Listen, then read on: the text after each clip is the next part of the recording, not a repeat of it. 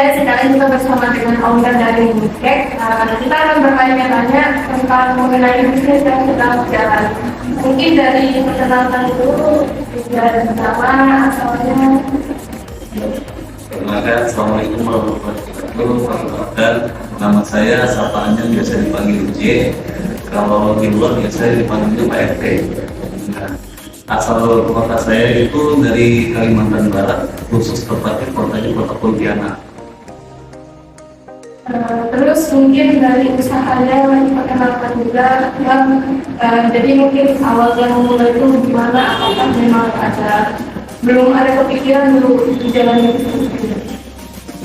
Kalau untuk memulai usaha bisnis milik ini sebenarnya itu bermula dari tahun 2009. Dulu dari tahun 2000 saya ikut orang, terus kerja ke sana kemari. Ya 2009 itu dapat ide, wah aku harus jadi orang, nggak mau ikut orang lagi. Nah dari situ udah kepikiran nih, coba-coba untuk dapat job kerja sama orang, terus di satu sisi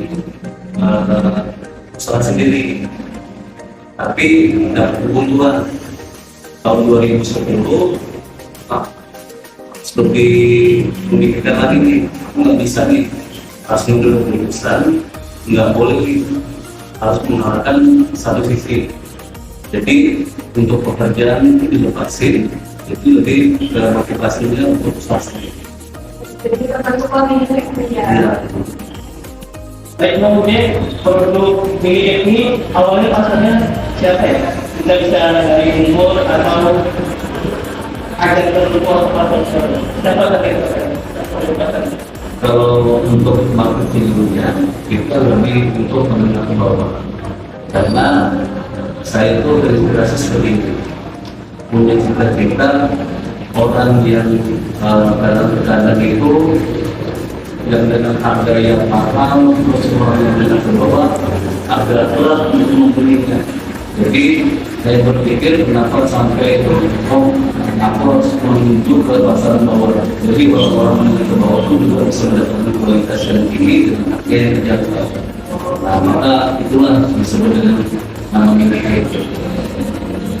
Terus untuk apa sih kelebihan yang dimiliki produk milik ini sehingga kita Yang pertama karena bentuk ya ini, terus dengan harga yang murah, bisa dijangkau, harganya itu nggak jauh lah, tapi dengan kualitas yang bersaing dengan toko yang besar seperti itu. Jadi pasaran kita itu untuk kualitas itu pertama itu dari penampilan yang menarik. Jadi bisa ada nanti walaupun dengan harga murah tapi bersaing dengan kualitas. Untuk penjualan sendiri nih, selain di toko dan tempat-tempat cabang lainnya itu, apakah ada promosian mungkin dari sosmed atau brosur dari mana? Oke. Untuk pertama kali sebelumnya itu kita nggak bermain dengan media sosial. Kita hanya itu pertama kali awal mulai itu ada di pasar Jawa, karena itu memang usahanya dari mertua juga dari ibu itu memang tidak berjualan, cuman jualannya itu jualan untuk tradisional, bukan yang modern. Nah jadi akhirnya 2011 itu kita juga ikuti Indro di situ membentukkan Binik ini. Nah Binik itu sendiri itu juga karena ya ada turun naik atau segala macam, jadi untuk itu mulainya kita komunikasi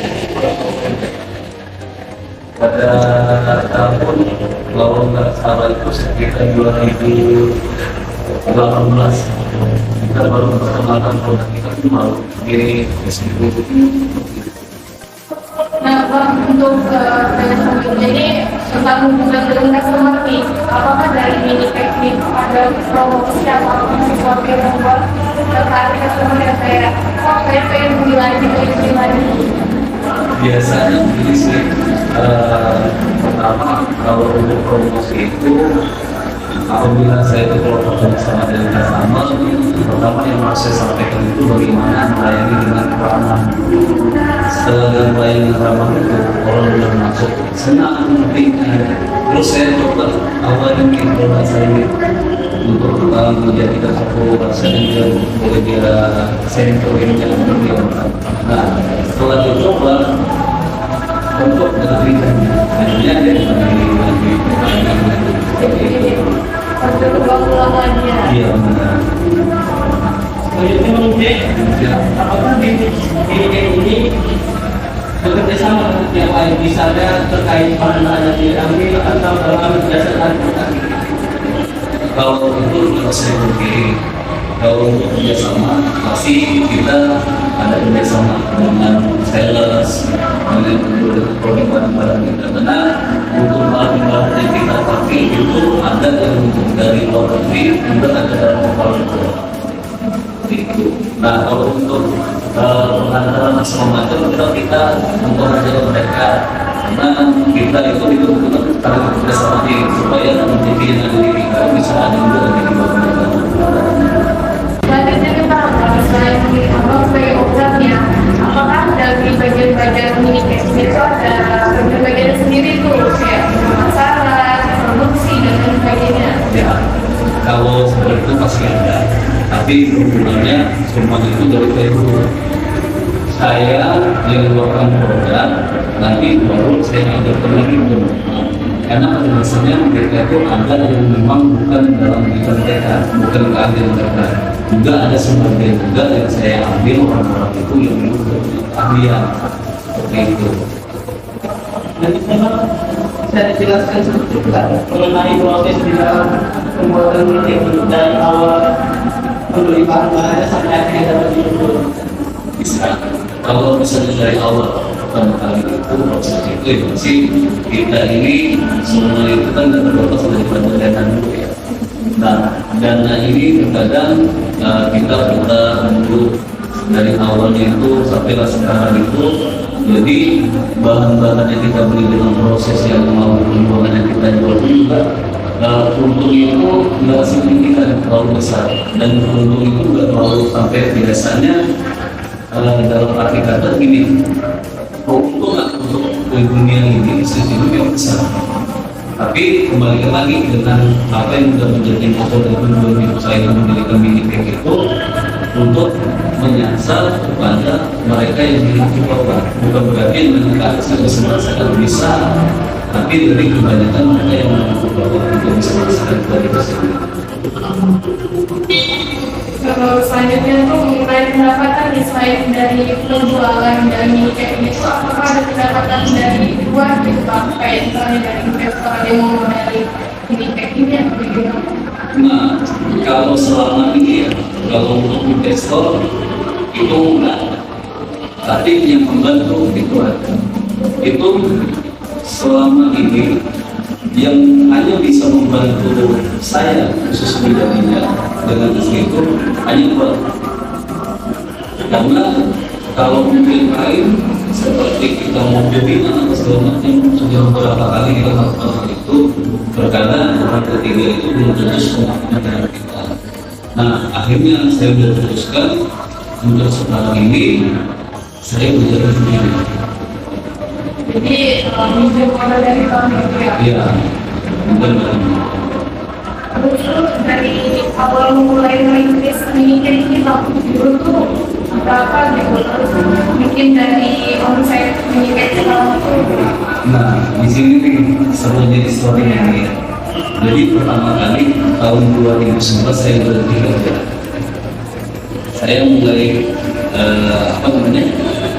mencoba nih dengan itu setelah menikah uang yang kita pegang itu cuma 2 juta rupiah. Dari 2 juta rupiah itu akhirnya saya punya keahlian seperti ini. Mulai deh kita pertama kali itu jual itu roll-up. Nah dari roll-up itu pertama itu kita bikin itu 4 kali. Tapi ya alhamdulillah perlahan-lahan itu terus naik dan dalam waktu 1 tahun itu udah bisa membeli kendaraan produk. Ya, segitu ya lumayan. Pas pada saat itu tahun 2011 masuk ke 2012 saya bisa menghasilkan itu. Tapi pun itu nggak bisa langsung kita beli dengan cash. Kita belinya itu tadi dengan kredit. Dan untuk kita dari mini kayak ini kan pernah ngaruh ke dia atau pernah umur kali Untuk dan rugi itu pasti ada. Jadi dulu lagi masih jaya-jayanya itu sebelum sekarang ya ada tahun 2013-2014. Jadi prinsip saya seperti ini, saya tuh mau buka kan kadang ada orang-orang yang pengen menjualkan produk kita ya kan, akhirnya saya lihat dulu lokasi sebelum kita memutuskan ini pantas apa enggak nih kita mau jualkan. Jadi semua aspek itu harus kita lihat. Nah, setelah saya lihat seperti itu jalannya bagus, tapi yang orang ini ya kehilangan sampai puluhan juta mungkin 200 juta. Nah, dari kehilangan itu jadi akhirnya saya memutuskan lagi sebelum saya beranjak usia umur 40 saya punya cita-cita buka awalnya itu dari sana kita terus berjalan menuju itu sampai ke Kabupaten Kalimantan Barat, Kampung Halaman. Dan saya juga harus mengobrol sama selanjutnya menurut Pak Budi sebagai owner dari bisnis ini, apa sih kelebihan dari ini yang tidak ada dari orang sebagai itu kelebihan-kelebihannya ya. Yang pasti pertama kita harus tahu kelebihannya dari karyawan, di mana untuk karyawan-karyawan yang bekerja di klinik ini bagaimana kita bisa buat mereka betah di sini. Dan tidak, saya selalu diajarkan waktu saya masih hidup pemohon itu, anggaplah suatu pekerjaan seperti rumah kamu sendiri. Kalau itu seperti rumah kamu sendiri, maka usaha itu akan berjalan dengan pekerjaan-pekerjaan itu. Dan yang kedua, saya selama ini tidak pernah baik saya atau istri memarahi mereka. Kalau misalnya mereka itu berbuat kesalahan, paling saya selalu bilang itu bukan ada keinginan kamu untuk melakukan kesalahan itu, dan kamu juga bisa berhati-hati lebih baik lagi supaya jangan sampai melakukan kesalahan. Karena enggak ada orang yang ingin melakukan kesalahan. Itu diberikan lagi kepada umum. Kalau misalnya orang yang lain saya muda atau segala macam, akhirnya apa? Dia akan menimbulkan jadi malas-malasan dia, ya kan? Terus berbuatnya akan muncul segala macam. Nah, mereka yang benar-benar jadi gini sama dia. Pertama, mereka bebas mau makan, tapi dia berkata jadi segala sesuatu itu masih mereka ngomong. Di situ lah mereka memiliki artinya bukan rezeki itu mereka. Nah, bikin sampai bisa besar itu nama mereka. Allah bikin lagi besarnya. Saya kembalikan lagi. selanjutnya kan menurut Abang nih selama berbisnis ini, apa sih yang untuk yang besar masuk di dalam dokter sama Kalau misalnya paling terbesar ya, kalau misalnya untuk hari-hari biasa itu fleksibel ya. Karena kalau misalnya dulu kalau orang bikin acara itu kan Sabtu weekend. Nah kalau sekarang ini kan ada nih dengan perubahan zaman itu ada yang hari biasa. Nah itu ada.